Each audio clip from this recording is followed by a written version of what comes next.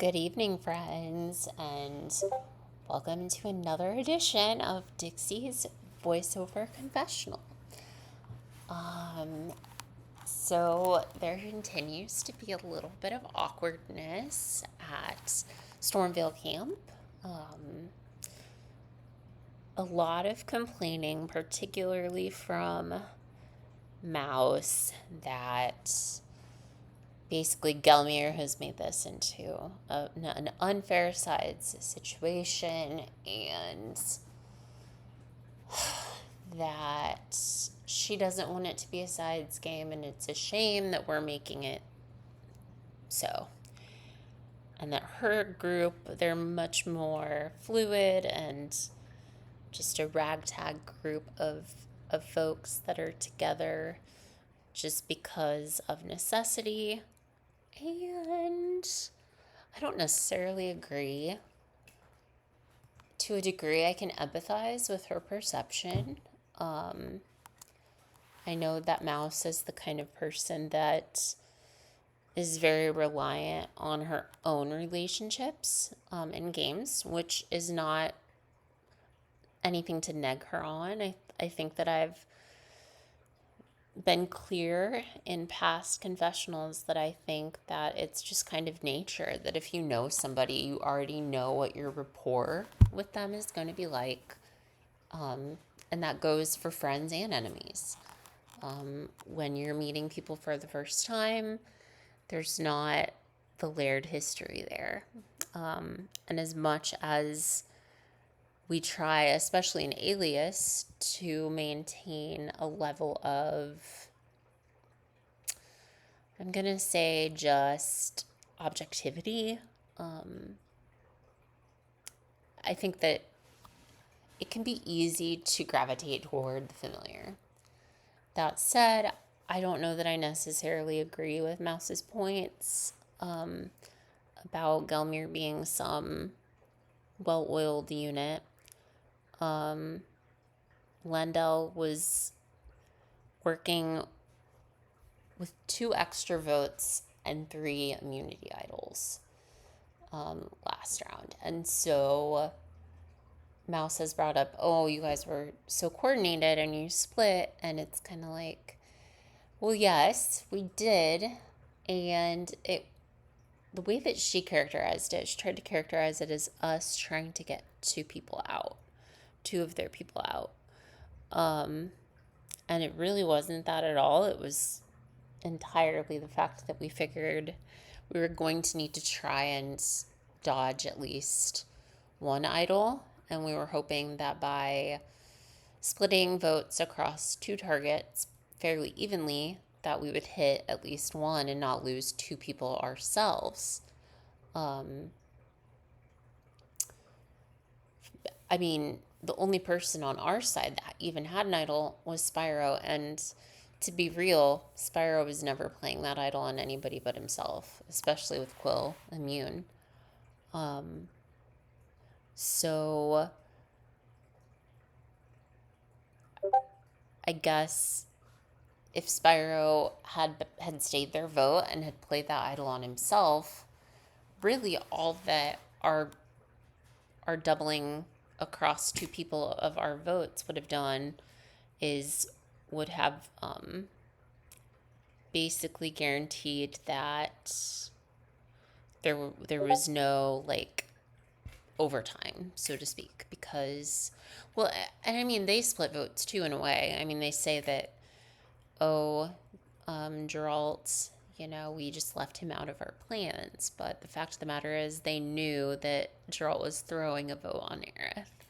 And so if Leah was idled, or if Spyro had stayed their vote and idled himself, it would have been Aerith and Geralt that went home, as opposed to Leah and Geralt. So I don't know. I don't really buy the argument that all they've done is play defense and all we've done is play offense, because I feel like our plan, while I buy that it was maybe a little bit more coherent than whatever they were doing, I just think it's kind of easy to play the victim in this situation, and I don't necessarily know that I agree. Um, I've said it before, and I'll say it again. I'm not playing this game to just go to the final 4 or 5 with my friends. If I wanted to do that, I could have locked in with Quilava and Spyro a long time ago, and I've been apprehensive to do that because Spyro is my friend, and I have not really gotten on with him in the game this season because of reasons, and I've clicked more with Conquer and Zag, which has created its own struggles.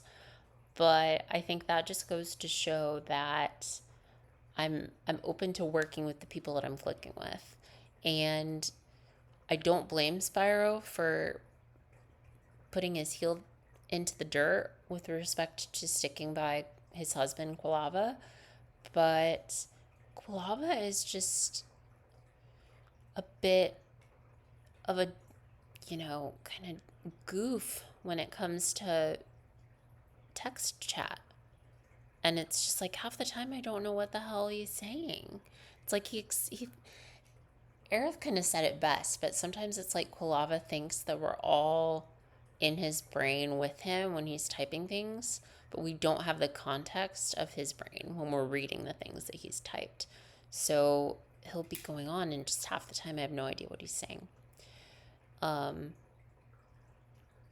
I feel like, I've got things going on with Och and Aerith, and then with Och and Daisy. The Och and Aerith thing could seem like it's predicated on outside friendships, but I mean, the three of us drove each other nuts in the last game that we played together. And I feel like I haven't even been working that closely with Och until this point. And it's really it's not that I don't want to work with her, but I do feel like I'm more apprehensive about Conquer and Zag doing or making other plans. And I'm trying to figure out ways to preempt that from happening. All of that is to say, I think that the majority want to go for Mouse here. Daisy won immunity. I don't think Daisy was going to be on the radar. Likewise, I feel like Zero has enough people vouching for him that he's not going to be on the radar as much as I think Spyro would love to go for Zero. And then Eevee also, I think, is very close to Zag in particular. So really the options have been winnowed down to basically Mouse or Nathan. I think there's a universe where I would entertain a Spyro or a Quilava vote, but at this point, the two of them as a unit, I think, are beneficial to have around. Especially because I don't want to be in a position where I'm reliant on Zag and Conquer to choose Aerith and me over the 6 Limgrave people that are left in the game. And so those people are Conquer, Zag, Eevee, Nathan, Sim, and Zero.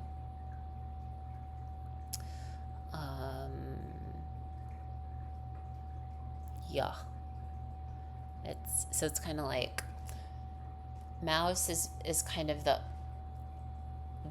the smart, maybe not smart play, but like it's hard to disentangle the argument that is being made for Mouse, even though I do feel like I have a better working relationship with Mouse, ironically because of a past relationship with her over people like Sim and Nathan. It seems as though Eevee is in a bit of a swing position here and is basically, it's being implied heavily by Conquer and Zag that she's not going to flip against anybody except for Mouse. So as much as I would prefer to vote Nathan or Symmetra here and get the Limgrave numbers down a little bit, um, it just doesn't seem as plausible when I think definitely Mouse is going to use her extra vote, and there's a possibility that Daisy also uses her extra vote, and then it's an 8-7 vote against us, and whoever they choose goes home. So I think the best odds of getting somebody that probably has different endgame plans is to go for Mouse. It's nothing against Mouse in particular. I just feel like I'm still not getting the full story, and I just don't necessarily trust her in the context of this game. So I think as of right now, there's still about 4.5 hours left to go because of the deadline extension.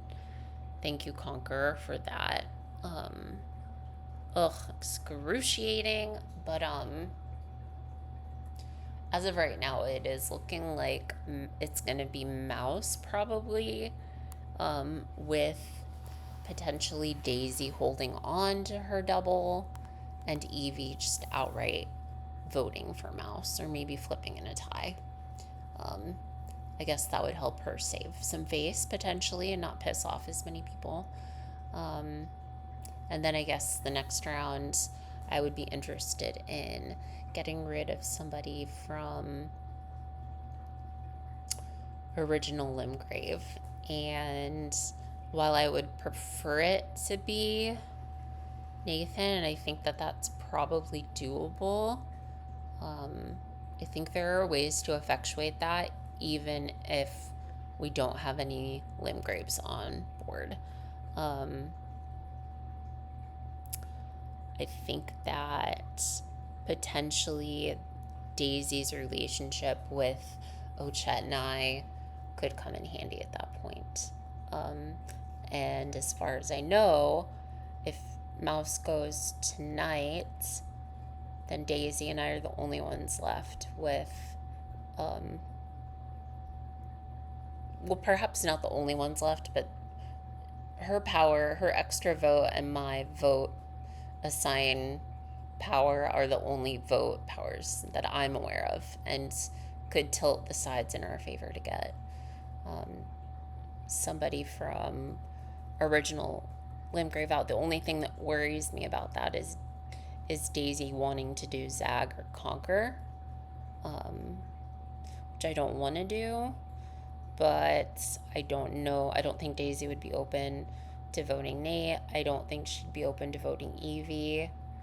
And then Sim and Zero, I don't know. I'm assuming she has a semi-decent relationship with both of them, having been with Sim for so long and also seemingly bonding with Zero in those lockout subwards. So I think that there are some options, but nothing is settled by any means. And then there's always the possibility that Evie votes with them, Daisy uses her extra, and somebody over here goes. I don't think it would be me. I don't think it would be Och. I'd be worried for Aerith in that scenario, just because I think that she's going to be the one with the least people dying on a hill for her. I think Zero might try to help her subtly, but I don't know. I think that Nathan and if Evie's not with us, Nathan and Evie might feel an affinity for Quill and Spyro.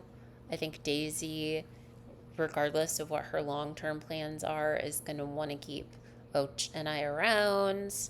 I don't think that the Limgrave people, in particular Zero and Nathan and Evie and even Zim, are going to want to get rid of Conqueror Zag. And so that just unfortunately kind of leaves Aerith as a potential target. I would think it would probably be Aerith or possibly Spyro, because it sounds like they were pretty close to all voting Spyro last time, and now he doesn't have an idol, so it would be an opportunity. I just don't know if Evie might, you know, bite the bullet and vote out Mouse either outright or in a tie. Um, so we'll just have to see. I think that's probably my best guess, is that somehow Mouse ends up leaving, but Daisy keeps her double. And then the next round is just going to be interesting. Um, let's see. So Mouse has definitely been leaning on Och and me.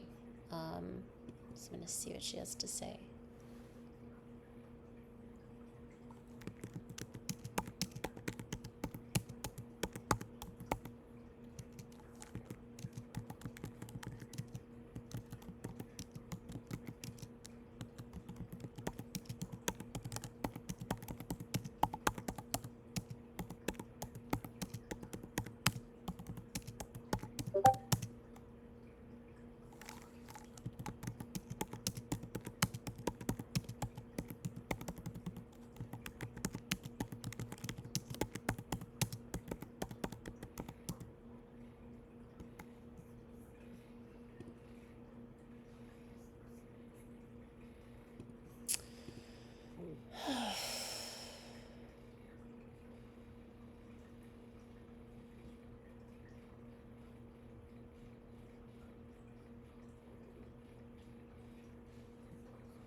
This is so funny. Okay.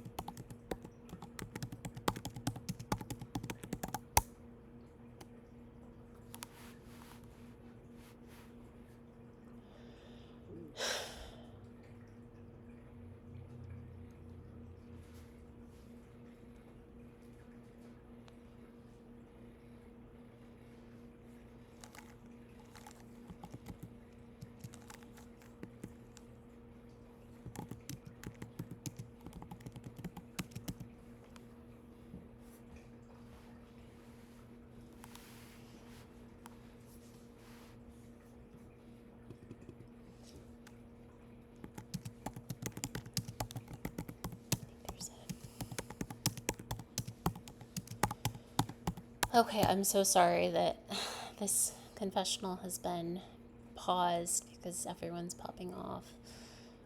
And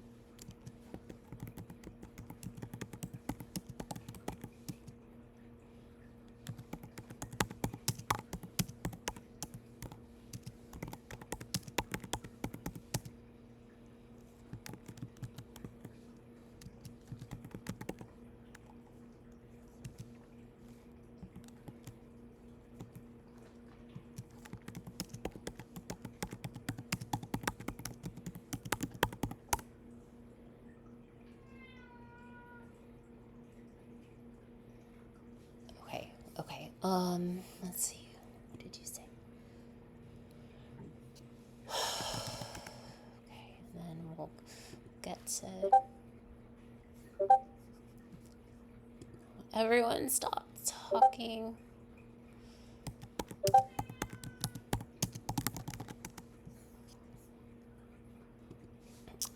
Okay, so basically, quick tier list of how I'd like to see things shake out. Like Och in the finale. Who else do I want in the finale? I think in a perfect world, I would want Conquer, and I would want Aerith, and I would want Zag. And then, am I in here? Yeah, I'm in here. And then, obviously, myself. But that's, I mean, keep it in pencil, I guess you could say. Keep it in pencil. The next couple of boots, I think I prefer Mouse, Rust and Power Queen, and Nathan. Then 10 and 11, probably like Quill and Symmetra.